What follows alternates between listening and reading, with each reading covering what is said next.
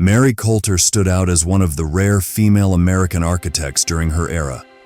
From 1902 to 1948, she held the prominent role of chief architectural designer and interior decorator for the Fred Harvey Company. Her architectural masterpieces at the Grand Canyon in Arizona were uniquely inspired by the natural surroundings. Drawing from the landscape, her buildings featured a rustic charm, blending elements of Mission Revival architecture with Spanish and Native American influences. This distinctive style gained popularity across the Southwest and played a significant role in shaping the artistic aesthetic of other national parks as well. Mary Elizabeth Jane Colter was born on April 4, 1869, in Pittsburgh, Pennsylvania, to William and Rebecca E. Crozier Colter. Her family relocated to Colorado and Texas before settling in St. Paul, Minnesota, when she was 11 years old. From a young age, she aspired to become an artist. St. Paul, where she grew up, was home to a sizable Sioux Indian community in 1880. After receiving drawings of Sioux art from a friend, she developed a keen interest in Native American culture. She completed high school at the age of 14 in 1883. Colter studied art and design at the California School of Design, which is now the San Francisco Art Institute, after her father passed away in 1886. During her time there, she apprenticed at a local architectural firm to support her studies. Afterward, she returned to St. Paul and embarked on a 15-year teaching stint at Mechanic Arts High School. Through informal connections with the Fred Harvey Company, Colter secured a summer position as an interior designer for the Indian Building and the newly constructed Alvarado Hotel in Albuquerque, New Mexico in 1902. Even though Californians have been drawn to the Mission Revival architecture since the 1890s, the Alvarado Hotel and the Indian Building it adjoined were the state's first examples of the type. Employing natural materials crafted in forms that echoed nature, her renown quickly spread.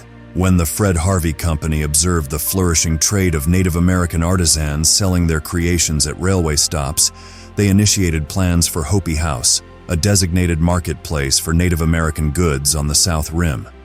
The company then tasked Colter with designing the Hopi House gift shop adjacent to the El Tovar Hotel.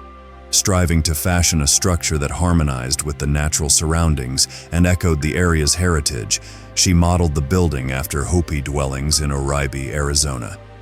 The construction was undertaken by Hopi craftsmen, utilizing local materials and reclaimed items, such as Civil War-era Western Union telegraph poles and rails.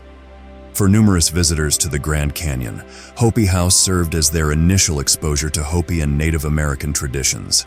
Even today, Hopi House continues to operate as a Native American gift emporium, embodying Colter's distinctively site-specific approach. Following the completion of the Hopi House, Colter resumed her teaching duties before transitioning to a position as a decorator at a department store in Seattle. She was offered a permanent position as an architect and interior designer for the Fred Harvey Company's premises in 1910. Relocating to Kansas City, she operated from the company's headquarters. Over the ensuing 38 years, she dedicated herself to this position, frequently enduring challenging environments to oversee the construction of 21 renowned hotels, commercial lodges, and public areas for the Fred Harvey Company. Fred Harvey played a pivotal role in the development of the American West, alongside the Atchison-Topeka and Santa Fe Railroad's primary route. His approach involved maximizing restaurant efficiency, employing attractive and well-groomed young women, catering to high-end tourists, and offering top-quality souvenirs. Utilizing the expertise of anthropologists on his team, Harvey sought out the most captivating Native American art and artifacts, including pottery, jewelry, and leatherwork. His team of merchandisers then crafted goods inspired by these artifacts. In key locations, Colter designed commercial structures with eye-catching decor, carefully planned floor layouts for optimal user experience and functionality, and a whimsical touch of theatricality. In 1914, Mary Colter took charge of designing and supervising the construction of Hermit's Rest and Lookout Studio at the Grand Canyon. Hermit's Rest served as a rest stop for tourists traveling via stagecoaches operated by the Fred Harvey Company en route to the former Hermit Camp. The building, crafted from logs and stone, was intentionally fashioned to resemble a rustic retreat that Louis Boucher, a renowned trail guide and local hermit, might have constructed. To achieve an aged appearance, Colter deliberately had the fireplace streaked with soot. Lookout Studio, positioned west of Bright Angel Lodge, featured a native stone exterior and a multi-level layout, seamlessly blending with the Grand Canyon's layers and contours. Its asymmetrical roofline mirrored the natural shape of the canyon, creating the illusion that the studio was an organic extension of its stone walls. Presently, Lookout Studio offers various observation decks and operates as a gift shop. Constructed in 1922, Phantom Ranch stands as a historic retreat nestled at the base of the Grand Canyon. These rustic cabins were built using locally sourced fieldstone and rough-cut timber. When Mary Colter presented her designs for a series of cabins, initial approval turned sour upon learning they were to be named Roosevelt's Chalets. In response, Colter swiftly withdrew her plans, asserting, "Not if you are going to be using my work." A stickler for perfection, she had already chosen the name Phantom Ranch. Situated below the canyon rim, Phantom Ranch offers unique accommodations accessible solely by mule, foot, or rafting down the Colorado River. One of Colter's most notable achievements may be the 1923 El Navajo in Gallup, New Mexico. It stood out for its innovative blend of Native American-inspired design on a stark Art Deco structure conceived by Santa Fe Railway architect A.E. Harrison. Colter incorporated Navajo sand paintings and rugs alongside intricately carved and painted furniture, showcasing her forward-thinking approach. In 1925, the Santa Fe Railroad acquired the La Fonda Hotel situated on the plaza of Santa Fe, New Mexico, and entrusted its operation to the Harvey Company. Mary Colter spearheaded a significant expansion project, enlisting local artists and craftsmen from nearby pueblos to craft the furnishings. Drawing inspiration from Native American aesthetics, handcrafted chandeliers, copper and tin lighting fixtures, tiles, textiles, and various embellishments adorned the hotel. La Fonda swiftly emerged as the flagship among the Harvey House hotels, captivating guests with its captivating fusion of Pueblo and Spanish artistic influences, which quickly gained popularity throughout the region. Mary Colter regarded the 1930 La Posada Hotel as her crowning achievement. She assumed the role of architect and designer for the entire resort, overseeing everything from the buildings and extensive gardens to the furnishings and even the uniforms worn by the staff. Nestled in Winslow, Arizona, the sprawling hacienda-style Spanish colonial revival structure has been hailed as the last great railroad hotel built in America. Unfortunately, the hotel experienced a gradual decline and ceased operations in 1957. Reflecting on its closure, Colter lamented, "There is such a thing as living too long." Subsequently, the building served as offices for the Santa Fe Railroad in the 1960s before remaining vacant for several years. However, in 1996, Alan Affeldt and his wife Tina Mayon acquired the property, restored it to its former glory, and reopened its doors.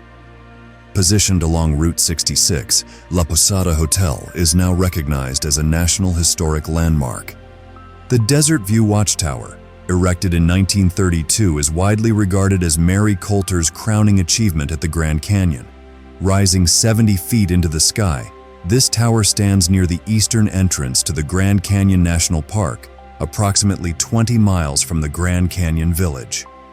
Inspired by ancient Puebloan watchtowers scattered across the Four Corners region, the Desert View Watchtower boasts a concrete foundation and steel framework enveloped in carefully weathered native stone. Inside, the tower is adorned with Native American influences, featuring murals and artworks by Hopi artist Frank Cabotai, alongside petroglyphs sourced from the Hopi Reservation located about 100 miles to the east. Constructed in 1935, Bright Angel Lodge was established to offer budget-friendly lodging options for tourists overlooking the Grand Canyon.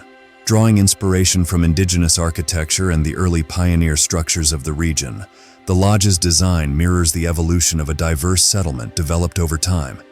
Mary Colter, responsible for designing numerous cabins surrounding the lodge, employed materials that replicate the varied appearance of such a settlement. Within the lodge, the floor-to-ceiling fireplace is meticulously arranged to reflect the geological layers observed while descending into the canyon via the Bright Angel Trail. In 1939, Colter crafted the lively Harvey House restaurant located at the Union Station in Los Angeles, California. Beneath a striking arched ceiling, the floor boasts a captivating design featuring seemingly random zigzags and geometric shapes. However, when viewed from another perspective, the pattern reveals itself as a block-long rendition of a Navajo blanket, cleverly constructed from linoleum tiles. The restaurant's splendid dining area and its sleek, streamlined modern cocktail lounge were closed off in 1967, except for occasional use in movie shoots and guided tours organized by the Los Angeles Conservancy.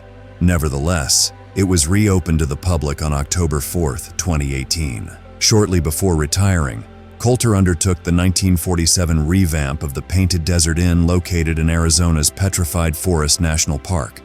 Originally constructed in 1922, the inn had received a makeover during the Great Depression by civilian Conservation Corps workers, adopting the Mission Revival style and incorporating local materials and Native American motifs.